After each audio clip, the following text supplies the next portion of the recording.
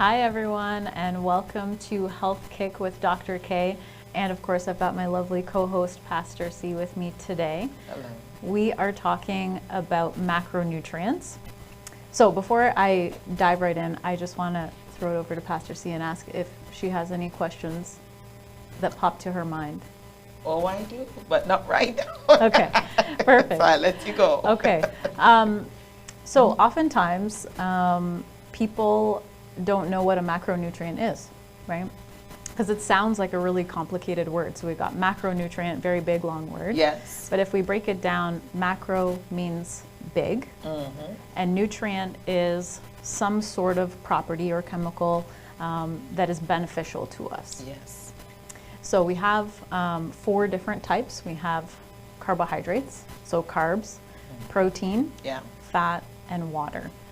So those are the 4 macronutrients. And without those, we cannot have optimal health. And the ratio of each of those will be different for everyone. But we're going to kind of dive in and talk about each and every one of those. But before I forget, all of us here, if you're joining in, all of us that, made it happen today, Michelle, Colin, Pastor C, myself, we were all kind of rushing. And when you're in high stress mode to get something going, or you're having a hard week or whatever the case may be, making sure that you have the proper macronutrients to fuel you through that is so important. Okay. Because a lot of times when we're feeling stressed out or rushing or whatever, we want to have, the comfort foods, Sure. right? So that's right. Sugar is involved with that, right? So like, the baked goods, the mac and cheese, the hearty, like stuff like that. And as much as our brain wants that comfort food, I would say that we need to either balance it with, we have the lovely ringtone. Yes. We have to balance it with other things that are going to fuel us, because oftentimes what happens when you become stressed out is you're not sleeping well. Yes. And when you have poor sleep, you have high stress, you have high intake of sugar, your immune system really takes a hit. And memory loss. Yeah, absolutely. Memory loss too, right?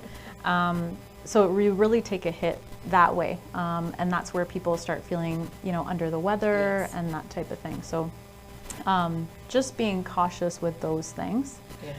Yeah. So from the carbohydrate standpoint, I just want to clarify that oftentimes when we talk about carbs, people think about, bread, rice, potatoes. Yes. But they tend to forget that any fruit and vegetable is actually a carb as well. Yes. So it's true. We tend to forget. Right? So people will say, "Oh, I want to get rid of all the carbs," but actually you really don't, because you need that. That's part of the big 4 that we talked about, and they're important. There are different, quality of carbohydrates. So you have, the simple sugar, so sugar that you add in your tea or coffee, for example, all the way up to the more complex carbs, which just means that the sugar is in very long chains. Okay. And so it's a slower breakdown in your body, so you're not getting those real intense sugar highs and lows. There's other types of sugars that are hidden, and I think too a good reminder is that as much as we think of dairy as like a fat protein type of thing, it too actually contains sugar. Wow. Because we talk about lactose. Lactose is galactose and glucose, so 2 different molecules paired together, which actually breaks down to sugar as well. Okay. So just being mindful of that, and being mindful of, simple sugar intake, dairy intake, those are all ways that you're getting different carbs. Okay. Yeah, go for it. Okay. If you have a question. What are the best type of sugar? Because we have processed sugar, like like in different sweets that is added. But is it better to have fruits, which is a natural sugar, or should we move to sugars that are more processed? So we definitely want to go more towards sugars that are found in fruit, for example, because it has other nutrients in it. So we have the macronutrients, which we're kind of focusing on today, but it also contains micronutrients and vitamins, which are beneficial to our health, as well as fiber. So when something contains fiber, it actually slows down digestion in our bodies, which means too that we are not experiencing those highs and lows. And what I mean by those highs and lows is that, you know, we talk about kids being on a sugar high, right? And then all of a sudden, yes, exactly. And then they get really tired and maybe grumpy and like whiny and hyper. Running all over the place. Yes, exactly. And then they kind of come down from that, and then, you know, they need a nap and they're kind of grumpy and whatnot. Adults experience it in the same way. I give the example of kids, but truly adults experience that sugar high in the same way. So definitely being cautious with that. And most of the time too, what I notice, even for me, if I'm exhausted or tired, I crave sugar. And then when I eat the sugar, it gives me that energy, but then I'm feeling tired. It's not long-lived. Yes, so that is a good point too, is that when you are tired and you refuel with sugar, right, it's giving you that false sense of energy, right, and then you kind of burn through that, and then you're even like more depleted, which it definitely makes sense for sure. So that's where, like, let's say you had a really poor night's sleep, that's where you'd actually want to start your day with protein, so that you don't have those really intense sugar cravings later on in the day. So either you could start your day with eggs, for example, or if you're more of like a cereal kind of oatmeal type of person, that's fine, but then you also need to make sure that you're adding in a protein, so that could be like hemp seeds or hemp hearts, nuts and seeds, berries, something else to make it a little bit more fulfilling, and not go through those highs as well. That's a good idea. The other concept that comes in when you're talking about carbs is high net gain versus low net gain. And what that means is if something is a high net gain, that means that you're really getting a lot out of it for very little like output, I guess. And a low net gain is you're not getting a whole heck of a lot from it and you've worked really hard to process it. So I give the example of like the piece of cake versus an apple. So, you know, which one do you want more? It depends on the day. But the cake, like let's say it has, you know, it has a store-bought icing on it, which has preservatives in it and different, you know, chemicals and dyes and whatnot. So when your body takes in that cake, for example, it has to process not only the added sugars in there, but now it has to process the additives, the preservatives, the dyes. So now your liver is working overtime. So essentially, you're taking in something that has a lot of calories, but you're also using a lot of energy to try to figure out what is the breakdown of this item. So that's why at the end of the day, as much as you may have taken in a lot of calories, you didn't gain a lot from it, right? Whereas an apple, you know, you take that in, your body's like, okay, boom, this is sugar, this is fiber, know exactly what this is. It takes very little energy to process.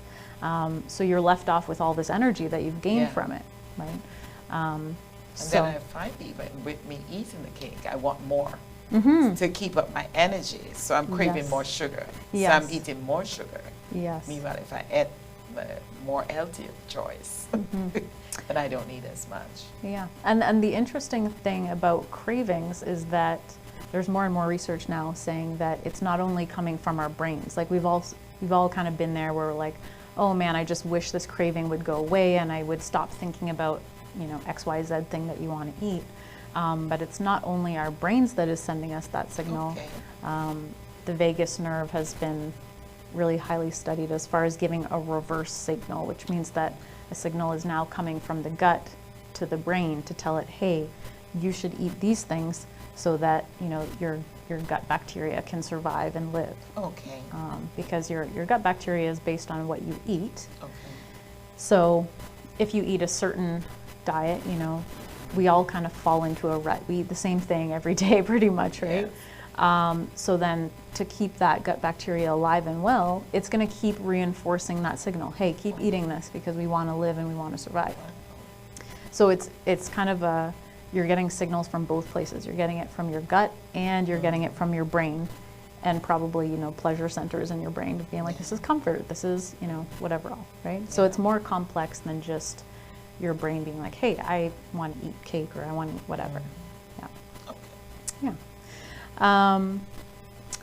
Okay, good. So I think that's carbs anyway, right? So it's not just like simple sugars, it's actually fruit and vegetables. You want to maximize that. And I talk about nutrition pretty much all day, every day with people.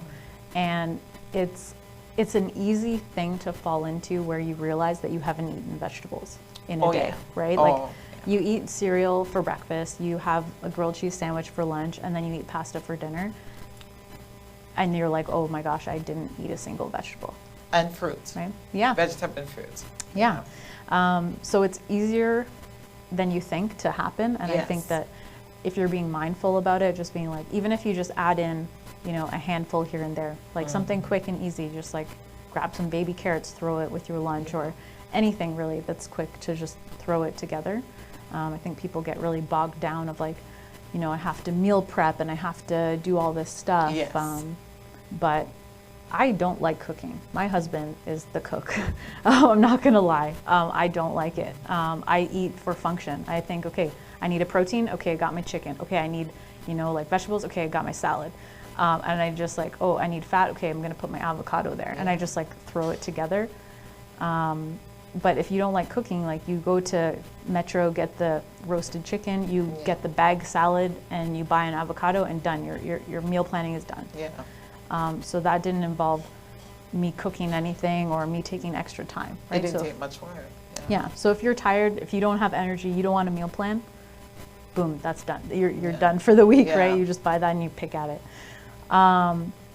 So yeah, that's carbs, I guess, in a nutshell. And the thing about eating vegetables too, what I find is like the younger kids don't really tend to eat a lot of vegetables, even when you're cooking it. So you have to find ways how to incorporate it in the meal. Yes. So like if you're cooking rice, put some beans with it. For sure, absolutely. You know, mix it up, like use some mixed vegetables and put it in. Yes. Because sometimes when you put it on the side, they're not gravitating to it. They're not moving towards that. They're you like, know? what is this green So we stuff? have to find ways to get them to eat those things. Yeah, I would say that a blender, a really good blender, is every parent's best friend. Okay, great. So making soups where you just blend everything together and it's all hidden in there. There's no, you know, question about like, what's this thing? I don't want to eat this. Yeah, everything's in there. Yeah. Same thing for like if you're, you know, trying to have other, you know, honestly, a lot of kids now are getting dairy sensitivities. Yes. So if you're looking for like an ice cream alternative, if you get a powerful blender, you can just freeze bananas, freeze mango or cherries or something, and just throw that all together and blend it with some like coconut cream, and got that kind of like thickens it. And that's like a good option. Well, that's good to know. Yeah, yeah. Because there's some big children too that have issues. That's right. That's right. So yeah, so that's good. And then from the fat side of things, I often hear like, oh, you know, I'm cutting out. I want to lose weight, so I'm cutting out all the fat. Right? And that's, I can tell you, that's not how it works. Okay, right? great. And if you were to do that, like your brain is made out of fat. So you don't want to cut out all the fat because your brain function is just going to go down the drain. Okay. So fat is important for nerve signal transmission. So getting, you know, messages throughout your brain and from your brain to your body. It protects your organs. It's temperature regulation. It helps you transport different hormones. It helps you transport the fat-soluble vitamins. It's part of every single cell. So all of our bodies are made up of all these little cells, and all these thousands and thousands of cells make up your whole, and each of those has fat in it. And the fat there is cholesterol. So cholesterol is a type of fat, and that helps to make the lipid bilayer, aka the cell membrane, so the outer, you know, part of the cell, to be fluid and flexible. Yes. Yeah. So fat is incredibly crucial in that sense, and I think that people get really scared about cholesterol because Yes. you know, they're nervous about, you know, heart disease and things like that, and you know, eggs have been really Big eye on. Yeah. That's been one of the Yes. big things. yeah, which is unfortunate because then people are scared to eat eggs and whatnot. But the thing is that we actually produce 75% of the cholesterol in our bodies. Okay. So we are self-producing, like I said, because every single cell in our body depends on it. Yeah. And only 25% is coming from the diet. So Okay. it's really, it's hard to just blame eggs on it. Usually the high cholesterol is actually from people just not having regular bowel movements, because that's how you get rid of cholesterol. And so, you know, what we actually want to see for people for bowel movements is for every meal that you have. So if you're a 3 meal a day person, that means you should have 3 bowel movements a day. Because the large intestine undergoes like a really intense like contraction to push everything along. It has to work hard if you don't go. Right. Yeah. And then but of course, like socially, you know, people have just taught themselves that they don't have time, or they don't want to take time, or they don't want to go in a certain place. And therefore it can get really reduced and then kind of fall over towards the constipation side. So if you want to regulate your cholesterol, you actually have to work on your bowel health first. Okay. Now, do you do that? Just routine? Set a routine, whether you want to go or not? For sure. Yes, set a So routine. water is huge. Okay, great. Drinking water, which is one of our macros, right? Essential for health. Water is a big one. Setting time, right? Okay. Allowing yourself time to go and like feel relaxed. If you feel stressed, you're not going, right? At all. So yeah, absolutely. Okay. And then increasing your fiber, and then more vegetables throughout the day. More fiber. fruit. Okay. Yeah, that's right. That's right. Can I ask a question? Because we talk about fruits, but I've always heard that but you know, we always talk about banana for potassium. Yeah. But then I heard at one point that eating banana and not drinking enough water can create a problem also, even although it's good for us. Do you know anything about that? About eating bananas but not drinking enough water can affect you, make you more constipated because you're not drinking enough. Yes. Can you elaborate a little bit about that? Yes. So we have like, when kids have like diarrhea, you know, MDs often say like, oh, have the brat diet, when banana, rice, apple, toast, right? That's the brat diet. And that's to actually slow everything down. So that's true. If you're not drinking enough water and you have those 4 items, it will actually slow things down in the digestive system. So that is true. As far as the potassium piece, honestly, the body is extremely good at regulating its, you know, potassium, chloride, sodium, those types of elements. It's pretty hard to throw the body off with potassium. Okay, great. So from that standpoint, you know, that's okay. But from the constipation side, Yeah. definitely. Okay, Yeah, great. that can absolutely happen. So we talked about cholesterol, and you know, eggs are good. Eggs are fine, Yeah. right? I will add one extra layer to that cholesterol story, because there's been so much fear around cholesterol, and you know, the arteries blocked, and you know, heart disease and all this type of stuff. But more and more research now is saying that poor cholesterol is actually a bystander for what's going on in the system. So what is actually happening is that first your blood pressure is high, and then your artery sustains an injury because of that long-term high blood pressure. And then, you know, cholesterol is just floating around in your system, minding its own business, and then gets stuck in that hurt spot on your artery and just kind of gets all mangled up in there, and then hence the plaque creation. So there's different things at play than what we thought originally. Okay. And I would say that if you haven't if you don't have an MD or you don't have a regular MD or somebody who can check your blood pressure, try to get in and check it, because it is known as the silent killer, because you don't feel it. You feel fine most of the time, right?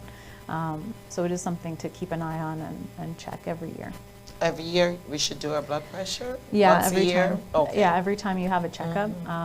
If you have some high readings, then you might have to buy, you know, or go to Shoppers. I think Shoppers is open now with their blood pressure cuffs, hopefully, and just check it there. And Okay. yeah. Okay, so that was carbs and fats. Now we talked about fats as well. The next one is protein. So protein isn't often one that people shy away from. If anything, we kind of overconsume it. However, if you're one of those folks that, I often find this in vegan and vegetarian diets, is that they're okay for, you know, a couple of years, but as you get towards the 4 or 5 year mark of strict, you know, vegan especially, depression is very common, hair thinning, you know, the nails not being quite the same, like getting like ridges on it or spots. Because it's very hard unless you are very conscious of the amino acid content. So protein is made up, the building block of protein is amino acids, so these tiny little molecules that make up the big protein. There are some that are essential, which means that you have to get them from the diet, and there are some that are non-essential, so your body makes them. But if you're not really good at protein combining, so making sure that you're having meals that contains all the essential amino acids, you are predisposing yourself to problems down the road. Okay. Because now if you're missing a building block for protein, now your body might be taking it from the muscle, it might be, you know, taking it from other areas, right? So your hair, your nails, your skin, they all depend on adequate protein intake. So I would just be cautious with that, and if you're not sure, just Google essential amino acids and then look at your food and try to figure out, make sure that you're really protein combining. Okay. And one way to do that is to use a root vegetable, so like a sweet potato, celery root, parsnip, any of those. Combine it with like some sort of rice, quinoa, like some grain that is like that, and then a legume or a bean. Right? So once you do that, then you should have all of your essential amino acids, but still, it's a learning curve if you're really committed to doing vegan or vegetarian. Okay, great. And then on the flip side is that, you know, we have people that are, you know, building muscle, they're doing bodybuilding, they want to make sure that they've got enough protein to sustain that, which is true. But a lot of people, they'll get the age spots, or we just call them age spots, but basically it's brown spots on your on your skin.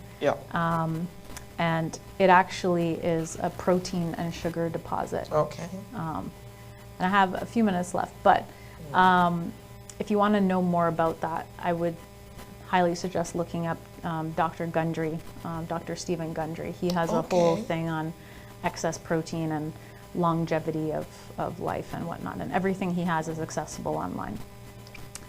I will talk quickly on water and just say that the bare minimum for water, and I think I mentioned this maybe in a previous episode when we chatted, is that the bare minimum of water is 2 liters a day. Wow. Okay. And that is just to prevent kidney stones. So that's not even to like optimize health. That is just don't get kidney stones, right? And if anyone has had kidney stones before, that is horrendous, right? And so definitely water is a big thing. Talk about it for constipation, you know, kidney health, etc.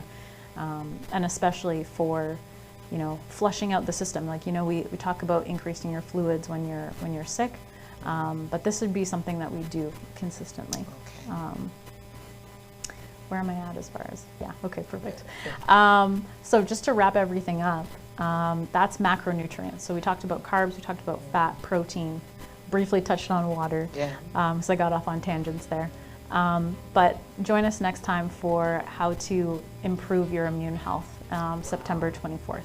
Thanks so much for joining, and we'll see you guys.